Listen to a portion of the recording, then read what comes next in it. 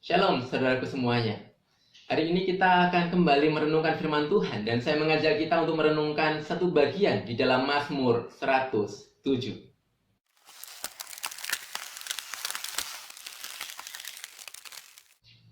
Saya akan bacakan bagi kita Mazmur 107 ayat 1 sampai dengan yang ketiga. Demikian firman Tuhan. Bersyukurlah kepada Tuhan sebab Ia baik, bahwasanya untuk selama-lamanya kasih setianya. Ialah itu dikatakan orang-orang yang ditebus Tuhan, yang ditebusnya dari kuasa yang menyesakkan, yang dikumpulkannya dari negeri-negeri, dari timur dan dari barat, dari utara dan dari selatan. Bersyukurlah kepada Tuhan sebab Ia baik, bahwasanya untuk selama-lamanya kasih setianya. Itu adalah sebuah premis utama dari Mazmur 107, yang ketika kita membaca selebihnya dari pasal ini, maka kita akan mendapati pemazmur memberikan 4 buah gambaran. Dan di masing-masing gambaran dari pasal 107 ayat 4 sampai dengan 32, di sana terdapat kata-kata kunci yang sangat mencolok, yang ketika kita membacanya pasti kita akan menemukannya dengan sangat mudah. Yang pertama adalah sebuah ayat atau kalimat, maka berseru-serulah mereka kepada Tuhan dalam kesesakan mereka, dan dilepaskannya mereka dari kecemasan mereka. Berserulah mereka dalam kesesakan, dan dilepaskannya lah mereka. Itu ada di ayat yang ke-6, 13, 19, dan 28. Dan pengulangan yang kedua adalah sebuah kalimat yang menyatakan demikian. Biarlah mereka bersyukur kepada Tuhan karena kasih setianya, karena perbuatan-perbuatannya yang ajaib terhadap anak-anak manusia. Itu juga diulang-ulang di ayat yang ke-8, 15, 21, dan 31. Jadi sebuah konsep yang terus berulang di mana pemazmur mengatakan ada orang-orang yang ada dalam sebuah pergumulan dan kesesakan. Dan ketika mereka berseru-seru kepada Tuhan, maka Tuhan menolong mereka. Dan kemudian mereka bersyukur kepada Tuhan. Sebuah pengulangan-pengulangan dalam berbagai situasi, dalam berbagai keadaan. Di dalam 4 gambaran yang berbeda, tetapi konsepnya sama. Ada orang yang dalam kesesakan, mereka berseru kepada Tuhan, Tuhan tolong, dan kemudian mereka bersyukur kepada Tuhan. Dan ketika kita membaca dari pasal ini, maka kita mendapati gambaran persoalan-persoalannya cukup beragam. Ayat yang ke-4 sampai 9 menceritakan tentang seorang yang tersesat di padang belantara, di mana dia tidak tahu jalan pulang, di mana dia kemudian sudah putus asa dalam segala kehausan dan keletihannya. Tetapi ketika dia berseru kepada Tuhan, maka dikatakan Tuhan menunjukkan jalan yang lurus sehingga dia sampai di kota kediaman orang. Ketika kita merenungkan bagian ini, mungkin kita juga mendapati diri kita juga ada dalam posisi yang hampir serupa dengan orang ini.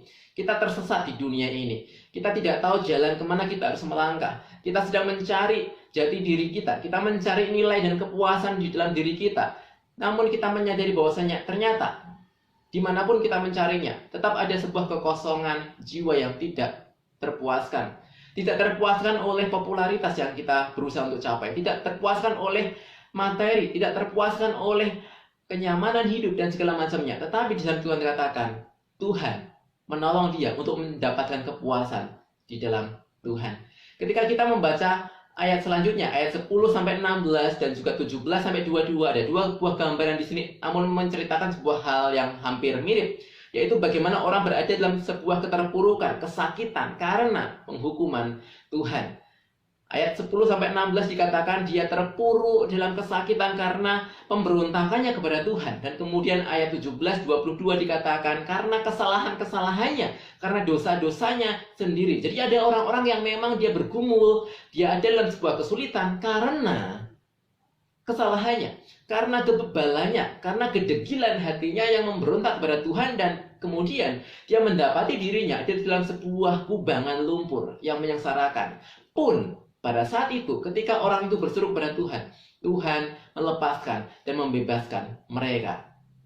Gambaran yang keempat di ayat 23 sampai 32 tentang orang-orang yang berlayar yang dikatakan mereka telah melihat pekerjaan-pekerjaan Tuhan. Bagaimana perbuatan-perbuatan ajaib Tuhan dikerjakan. Nampaknya orang-orang ini adalah orang-orang yang dekat dengan Tuhan. Cukup dekat dengan Tuhan. Mereka melihat perbuatan-perbuatan Tuhan, pekerjaan-pekerjaan Tuhan yang luar biasa. Tetapi di sana dikatakan, Tuhan berfirman, dan datanglah badai menerpa kapal mereka. Datanglah badai sehingga mereka diombang-ambingkan, mereka sangat ketakutan. Dan ketika mereka berseru, sekali lagi, Tuhan menolong mereka.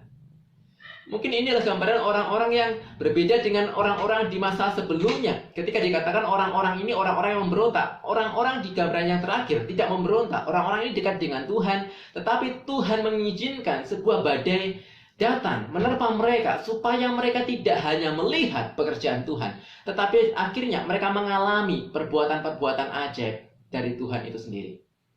Saudaraku, dari gambaran Mazmur 107 ini kita dapat melihat bahwasanya setiap kita mungkin kita mengalami problematika yang berbeda-beda, dan juga alasan kenapa kita mengalami problematika juga mungkin berbeda-beda. Ada di antara kita yang mungkin bergumul karena pencarian kita di tengah dunia dan kita belum menemukan sebuah kepuasan, atau kita juga bergumul mengalami problematika karena kedegilan hati kita, karena keangkuhan kita, karena pemberontakan kita kepada Tuhan, ataukah kita mengalami sebuah problematika, pergumulan.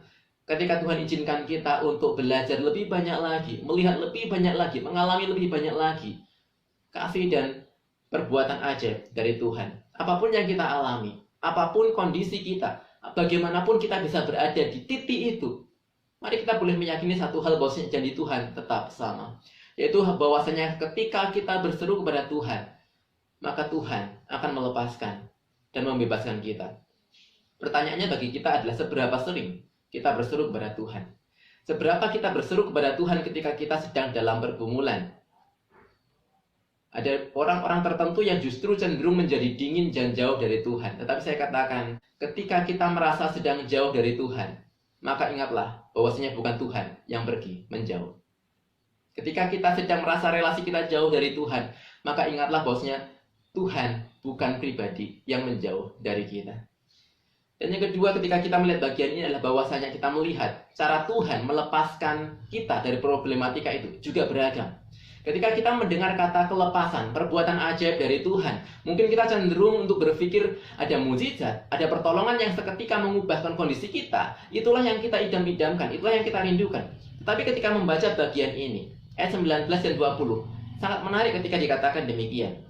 Maka berseru-serulah mereka kepada Tuhan dalam kesesakan mereka, dan diselamatkannya mereka dari kecemasan mereka. Disampaikannya firman-Nya dan disembuhkannya mereka. Disampaikannya firman-Nya dan disembuhkannya mereka. Saudaraku, seberapa kita sadar bahwasanya salah satu bentuk pertolongan Tuhan adalah suatu hal yang sangat dekat dengan kita, suatu hal yang tidak jauh dari kita, yaitu firman Tuhan.